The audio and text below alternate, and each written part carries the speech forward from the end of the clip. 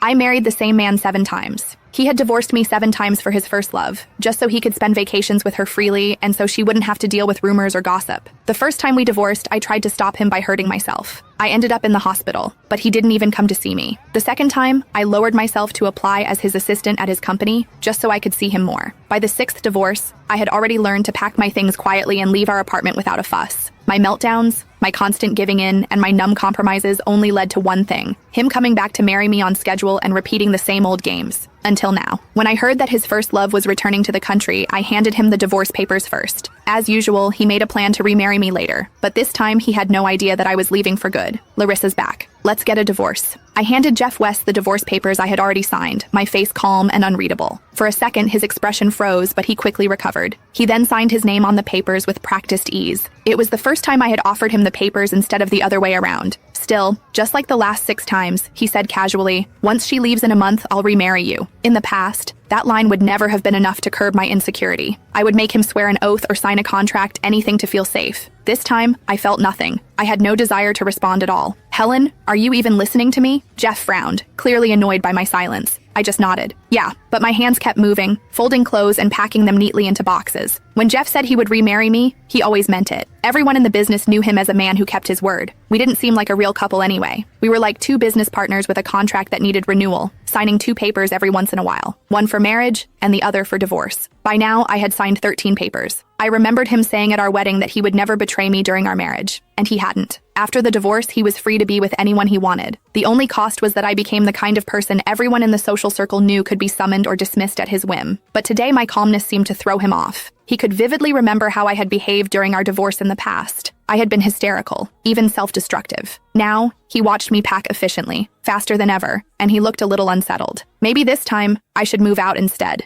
I slammed the large suitcase shut with a thunk, cutting him off. I already told my friend I'd stay at her place for a few days. Jeff seemed to have thought of something, and his face darkened even further. "You're not planning to sneak into my office again, are you? Pretending to be an assistant just to spy on me? Can't you do anything for yourself? Are you so lost without a man?" I understood what he was doing immediately. He just didn't want me showing up at his office, disturbing him and Larissa Osborne. After all, she was only back for a short visit. Jeff would always hire her to be his chief assistant, staying close to him at all times. After our second divorce, I had applied and got hired as Jeff's assistant. I carried his favorite caramel latte, heart racing with hope as I pushed open the door to his office. Instead, I found him leaning back in his chair while kissing Larissa, who was sitting on his lap. I lost it. I lunged at Larissa, fists swinging, and Jeff slapped me to the floor. People had gathered outside the office, peeking in. Everyone assumed I was still the CEO's wife, so their eyes were full of judgment as they looked at Larissa. To spare her from gossip, Jeff ignored my tears, snapped